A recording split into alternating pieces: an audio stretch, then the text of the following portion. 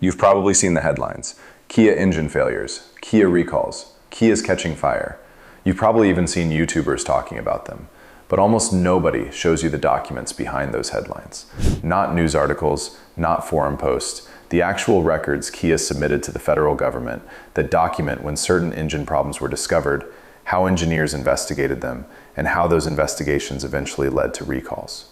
Most owners will never read these documents. They're buried inside the National Highway Traffic Safety Administration database, hidden behind recall numbers and technical filings that most people don't even know exist. Today, we're going through them together, because once you read them in order, a very different picture starts to emerge. One that eventually led to a $137 million settlement with federal regulators and the first whistleblower award in NHTSA history worth $24 million. By the end of this video, you'll know exactly what these documents say, why they matter, what changed because of them, and whether your own Kia could still be affected today. Most of you guys think that you already know this story through headlines about Kia recalls, videos of engines failing.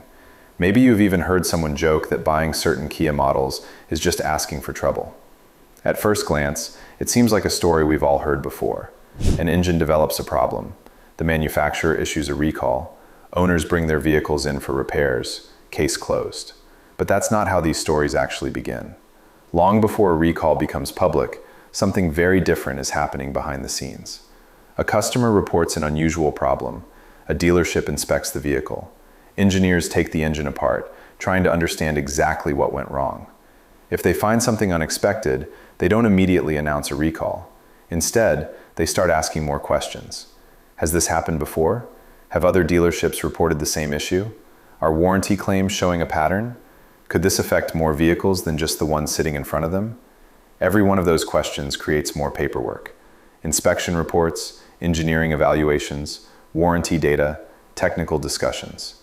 Eventually, all of it becomes part of a timeline documenting how the investigation developed. Most owners never see any of it. By the time a recall reaches the evening news, the investigation has already happened. The decisions have already been made. The technical evidence has already been reviewed. All the public sees is the final announcement. That's what makes today's documents different. They're not press releases or news articles. They're recall chronology reports submitted to the National Highway Traffic Safety Administration. Think of them as the story behind the recall. They explain when a problem was first reported, what engineers found during their inspections, how additional cases were reviewed, and how the investigation eventually led to a recall. Anyone can read them, but almost nobody does. Instead, most people rely on headlines that summarize months, or sometimes years, of investigation into a few sentences. And when you skip the timeline, you also skip the context. That's important because this isn't just a story about engines. It's a story about how manufacturers investigate potential safety issues, how those investigations evolve over time, and why this particular case eventually became one of the most closely watched automotive investigations in recent history. The interesting part is that none of it started with thousands of failed engines. It didn't even start with a recall. It started with one customer bringing in one vehicle. At the time, it probably looked like another routine inspection. Looking back now, it became the first chapter in a much larger story. So what exactly did Kia's own documents reveal that eventually turned one routine engine inspection into one of the biggest automotive investigations the company has ever faced? The answer isn't a dramatic confession. It's a timeline. One of the first recall chronology reports begins with a customer reporting that their vehicle had stalled. At that point, nobody knew whether this was an isolated mechanical failure or something that could affect thousands of other vehicles. So Kia's engineers did what engineers always do. They took the engine apart.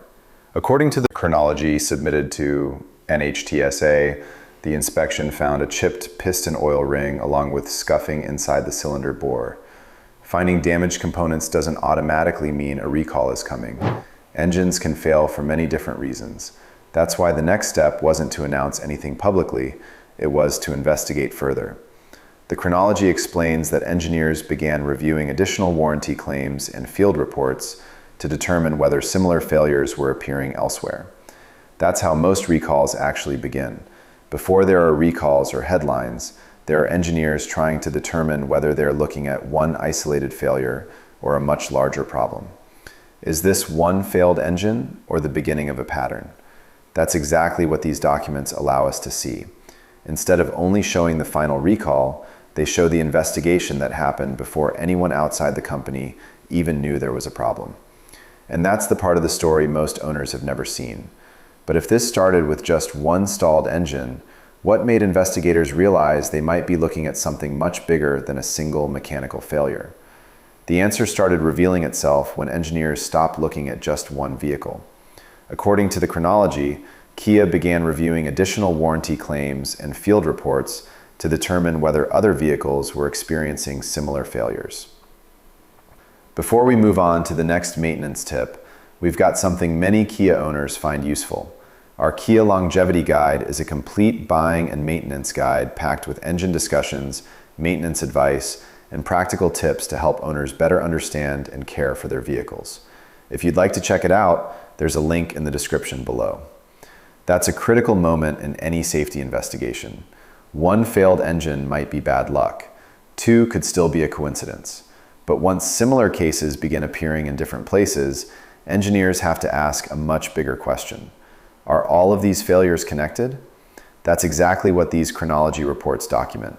They show investigators gathering evidence piece by piece instead of jumping to conclusions. It's a process that most owners never get to see because by the time a recall is announced, months of engineering work have already happened behind the scenes. And that's why these documents matter. They don't simply tell you what was recalled. They explain why the company reached that decision. But here's something else we found while going through the filings. The stalled engine wasn't the only chronology report worth reading. A separate report involving the Kia Stinger and K900 documents an entirely different investigation. This time, it wasn't about an engine that suddenly stopped running. It was about an engine compartment fire.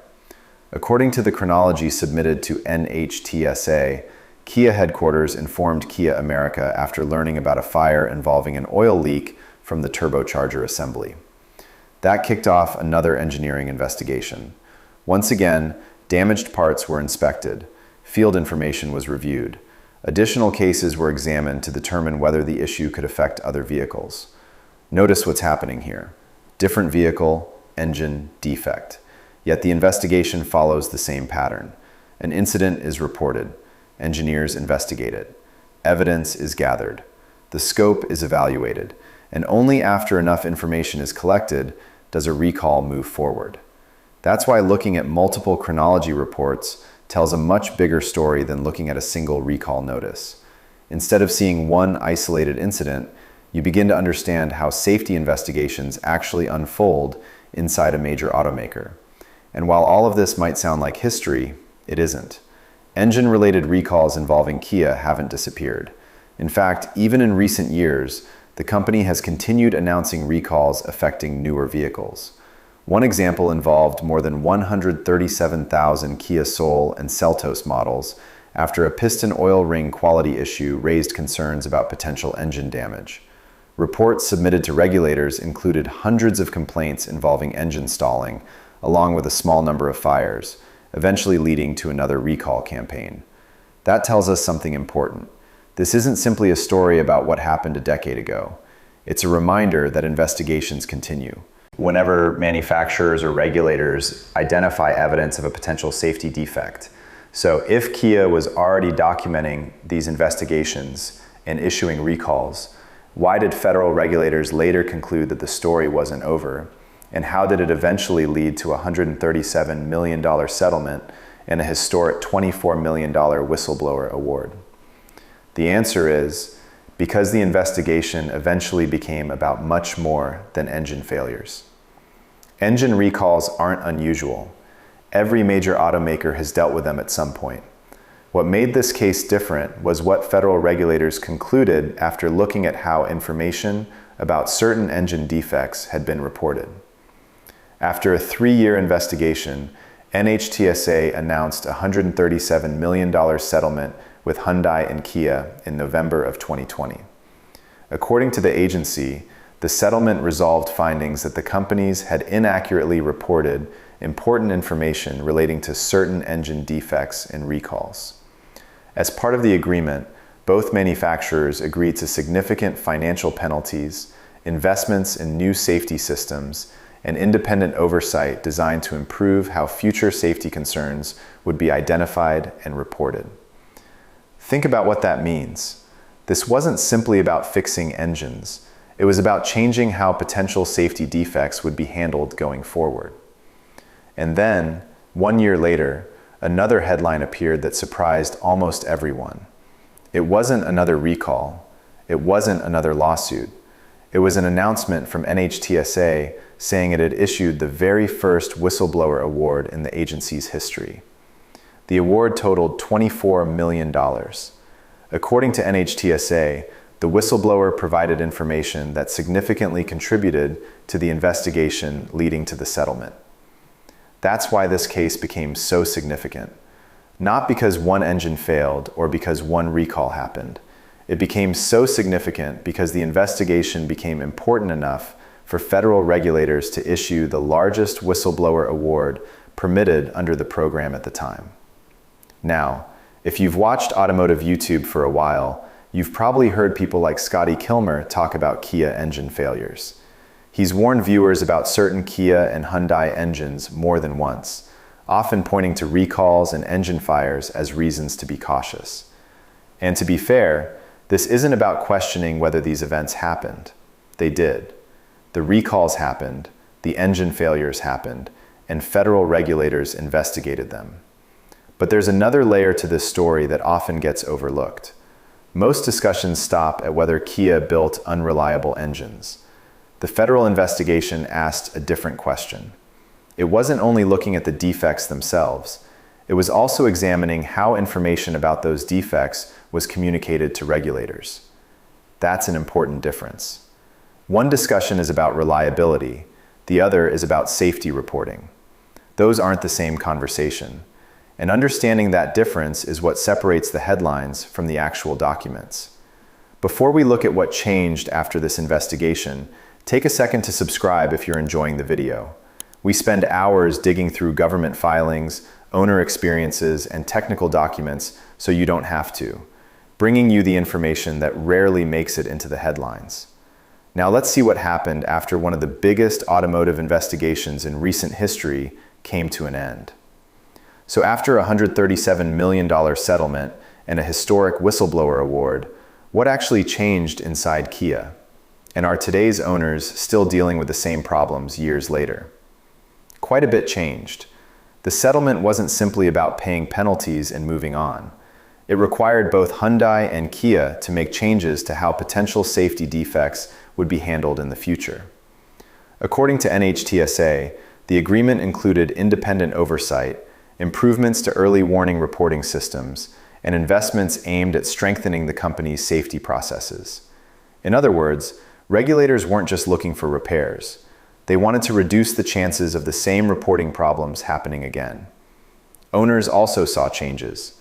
For many vehicles equipped with the affected Theta 2 engines, warranty coverage was extended, giving eligible owners additional protection beyond the original factory warranty. That doesn't mean every Kia suddenly became problem-free, but it does show that the investigation led to changes that owners could actually benefit from. At this point, it's easy to assume this is all ancient history. After all, the settlement happened years ago. The whistleblower award was announced years ago. Surely the story ends there. Except it doesn't. Even today, Kia continues issuing recalls when new defects are identified. One recent example involved more than 137,000 Kia Soul and Seltos vehicles after a piston oil ring quality issue was found during production. According to recall documents, the issue could lead to engine damage, stalling, and in some cases, an increased risk of fire. The investigation also referenced hundreds of customer reports involving engine stalling before the recall was announced. Now, it's important to keep this in perspective. This wasn't the same issue investigated years earlier. It involved different vehicles and a different manufacturing concern. But it reminds us of something every owner should remember. A recall isn't proof that nothing was learned. It's proof that manufacturers and regulators continue investigating potential defects whenever new evidence appears.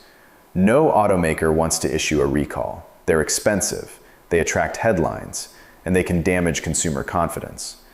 But when potential safety issues are identified, recalls are one of the primary ways those problems are addressed.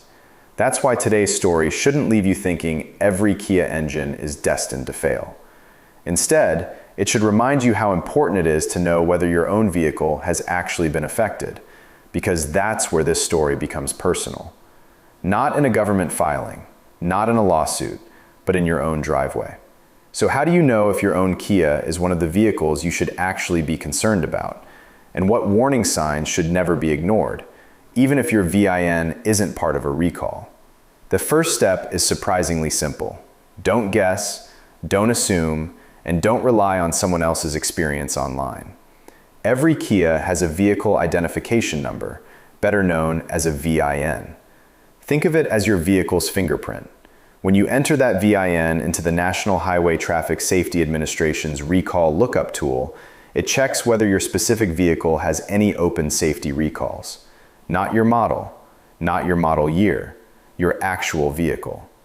That's important because recalls are incredibly specific. Two Kia Souls built just weeks apart can have completely different recall histories depending on when they were manufactured and which parts were installed. So hearing that Kia recalled over 137,000 vehicles doesn't automatically mean yours is affected. Your VIN tells the real story. But let's say your VIN comes back clear. Does that mean you can stop paying attention? Not necessarily. Recalls only cover known issues affecting specific groups of vehicles. They don't replace basic maintenance or common sense. That's why it's still important to recognize warning signs that something may be wrong with your engine. One of the biggest is unusual knocking or metallic ticking. Engines naturally make noise, but a new sound that gets louder over time is never something to ignore. The same goes for excessive oil consumption. If you're constantly adding oil between scheduled changes, your engine is trying to tell you something. Another warning that deserves immediate attention is the oil pressure light. A lot of drivers make the mistake of thinking it's just another dashboard warning. It isn't. Low oil pressure can damage an engine in minutes. If that light comes on while you're driving, the safest response is to pull over as soon as it's safe and shut the engine off. Then there's repeated stalling, a sudden loss of power, or the smell of burning oil coming from the engine bay. None of those symptoms automatically mean your Kia has the same issue discussed in today's video. But they do mean your vehicle deserves to be inspected before the problem becomes much more expensive. Before we move on to the next maintenance tip, we've got something many Kia owners find useful.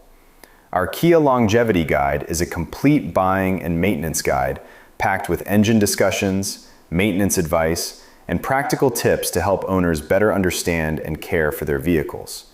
If you'd like to check it out, there's a link in the description below. The biggest mistake owners make is waiting for a strange symptom to become impossible to ignore. By then, what might have started as a repair can sometimes turn into a complete engine replacement.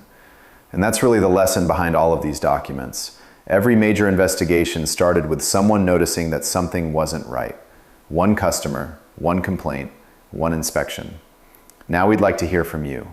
Have you ever experienced engine problems with your Kia, or has yours been completely trouble-free? Share your experience in the comments because real owner feedback often reveals patterns long before most people ever hear about them. And if you enjoyed this deep dive into Kia's recall documents and want more videos that break down the stories behind the headlines, don't forget to subscribe. Thanks for watching and see you on the next one.